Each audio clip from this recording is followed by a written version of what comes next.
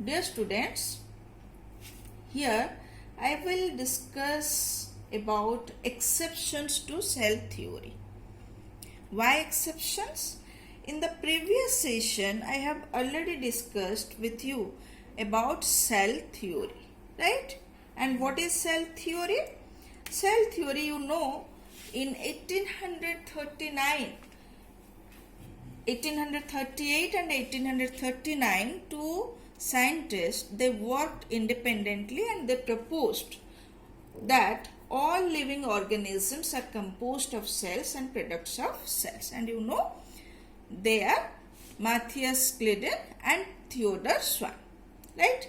Then this postulate was added by another concept, that is, all cells arise from pre-existing cells. In 1855, another scientist proposed that, another scientist named Rudolf Virchow, he proposed that all cells arise from the pre-existing cells. So these concepts come across, or these concepts are described as cell theory, right?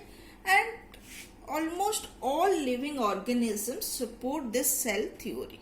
That means they have either cell or the products of cells, and the cells arise from the previously existing cells.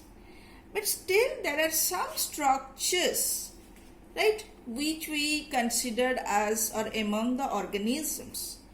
They do not support this cell theory. So what are these structures, or what are these organisms, and how they are exceptions to this cell theory? That we will discuss here, right? So before that, let me tell you that this cell theory has been modified, or we can say modern cell theory, right? So in the with the time, this cell theory gets modified, and this come as all living organisms are made up of cells, that you know. The cells contain hereditary material. All the cells, they contain hereditary material. Hereditary means that is responsible, or that is a process in which the characters are transferred from one generation to another generation. That means the parental organism contains some characteristics, and these characteristics are transferred to the offspring in the process of reproduction. So you know, or you find that all the offsprings almost look alike their parents. So this is because of the hereditary material. So the cells contain hereditary material, right? That is the nucleic acids, either DNA and RNA, right?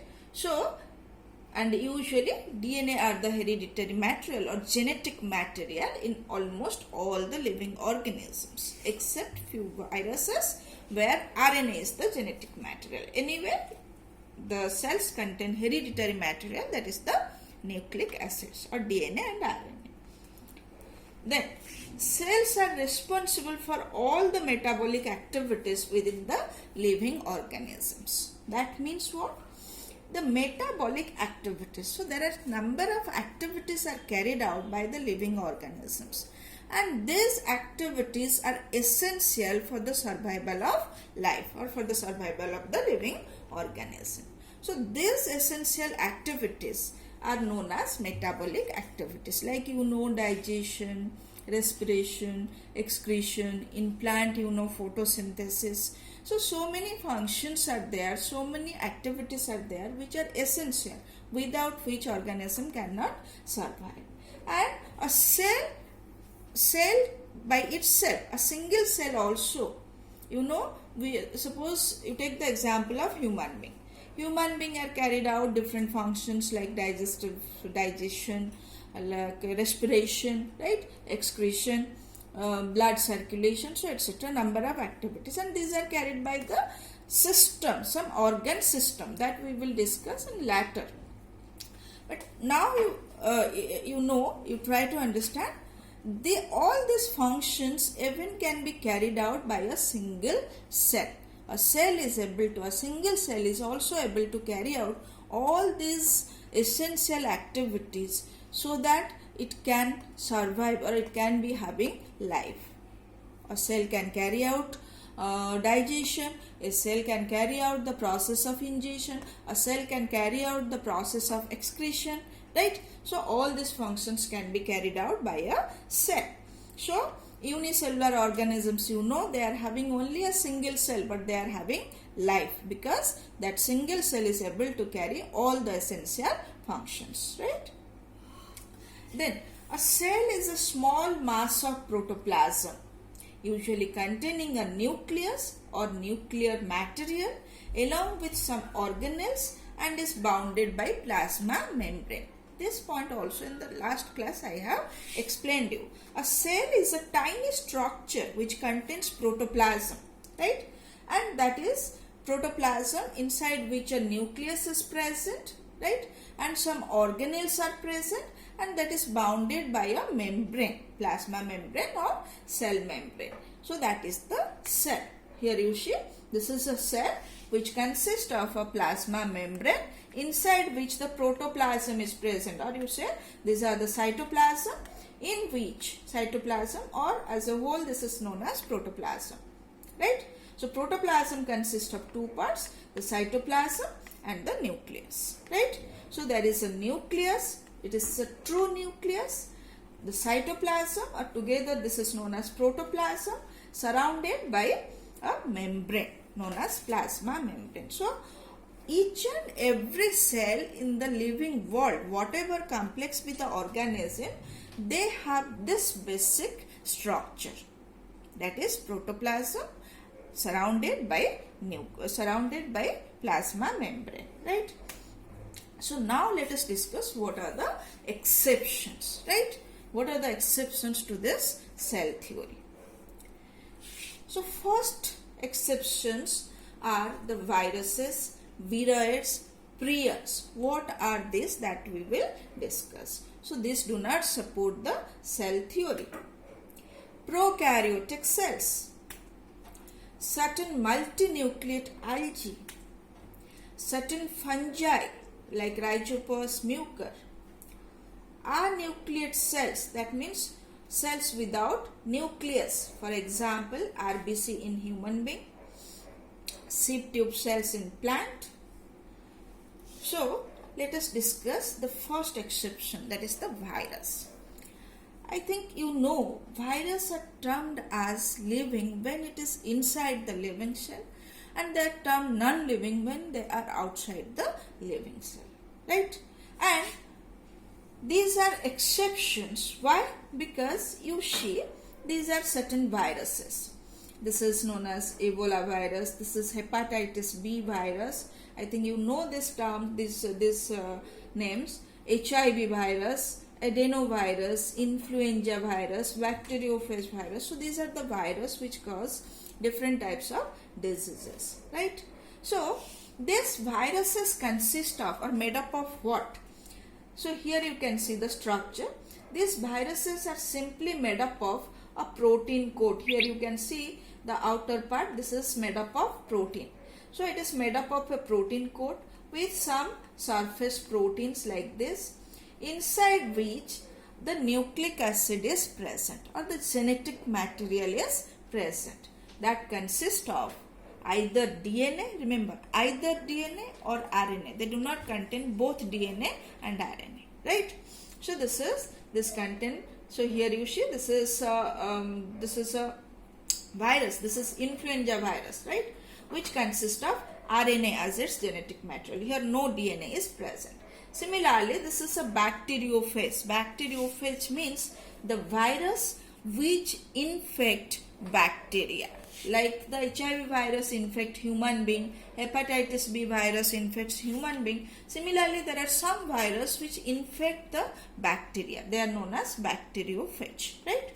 So, bacteriophage consists of DNA as the genetic material. So, here you see no protoplasm, no nucleus, right? And no organelle. So, this doesn't support the cell theory. right? And as they do not have cytoplasm, the organelles, right? So they are also, they cannot behave as living organism always. Clear? Then next exceptions. Okay. So another thing here I have mentioned, that is the viroids, right? What are the viroids? There are some infecting particles, right?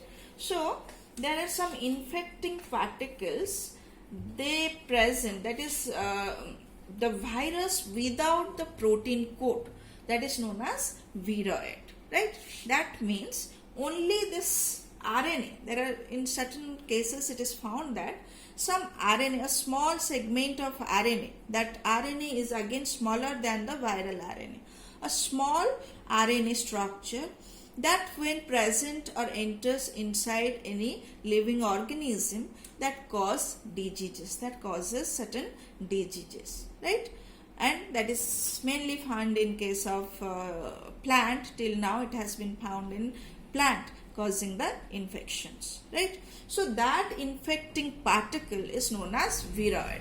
So again you see, if only RNA is behaving as an infection causing agent, that you cannot say as a cell, right? That doesn't have any cytoplasm or any nucleus or any other cell material. So that is also an exception to cell theory, right?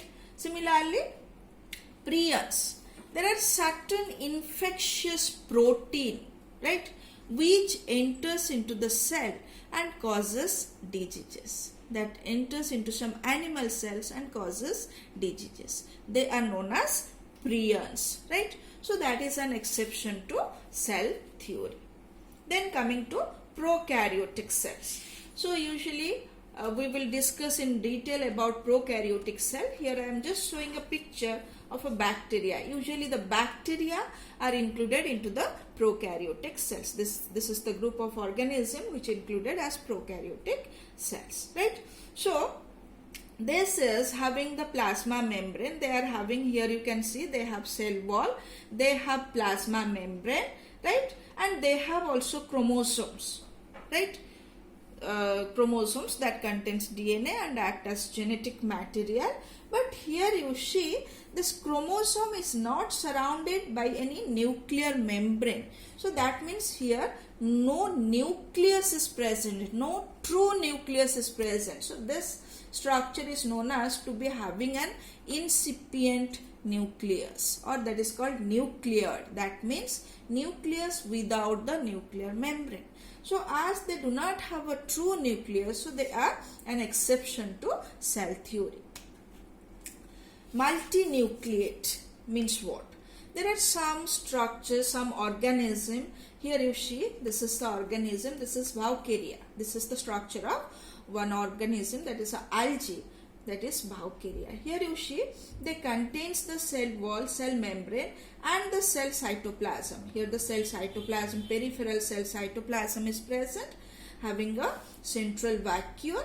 But here you see, it contains number of nucleus, but there is no separating wall. That means here you cannot find number of cells. You can find number of nucleus.